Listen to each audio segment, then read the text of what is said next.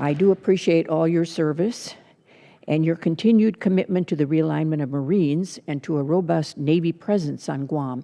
And I think this year's budget does show a clear commitment on your part to our rebalance strategy.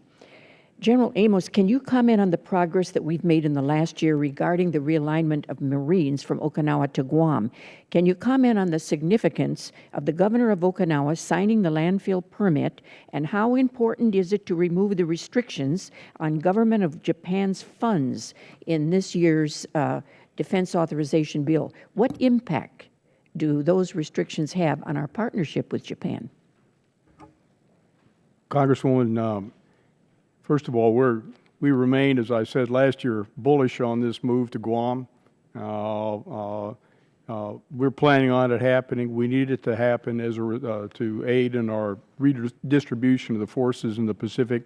We sit today at about a little over 22,000 Marines west of the international date line, and as you recall, Secretary Panetta's goal was 22,500. Now, they're not all in the right spot, though. We've got more on Okinawa than we need, and we'll eventually go down to 11,500 in accordance with agreement between Japan and us.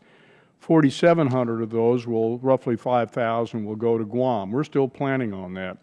2 construction projects are underway right now, the underground utilities that go out to the north ramp of Anderson Air Force Base, and there's a maintenance facility that's being built there. We have in 15 a hangar to be built at the north ramp. So those are all things that are unencumbered by the NDAA specific language on restrictions.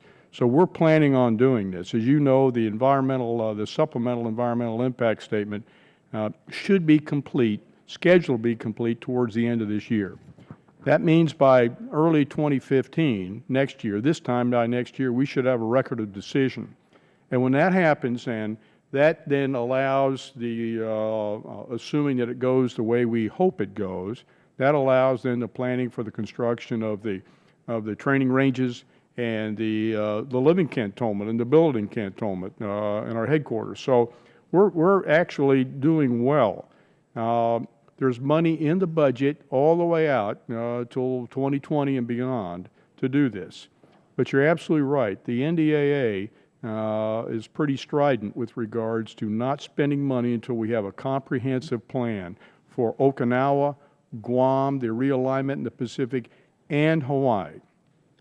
So we're going to need some help to try to break free some of those restrictions with Congress to allow us to spend some of the money that's already in our budget and that's in Japan's budget, to be able to build the facilities we need on Guam in an iterative fashion. Thank you.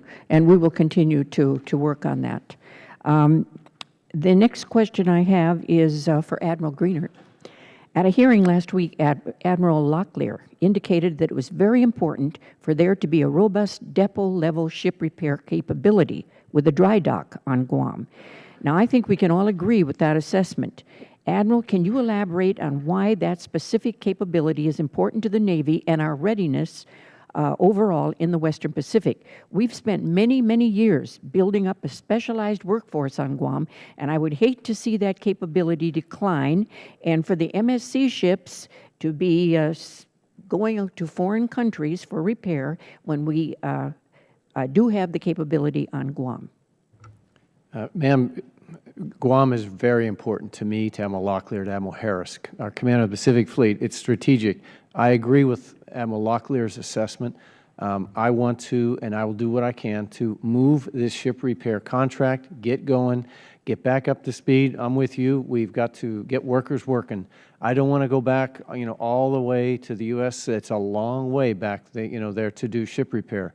And I agree. We got to have a dry dock facility there as soon as feasible. We got to get old Big Blue up and certified, or whatever it takes. Or to be sending these ships to foreign countries, Singapore and other areas. Yes, ma'am. When we should be repairing in a U.S. facility. Yes, ma'am. Thank you very much. Thank you, gentlemen, and I yield back.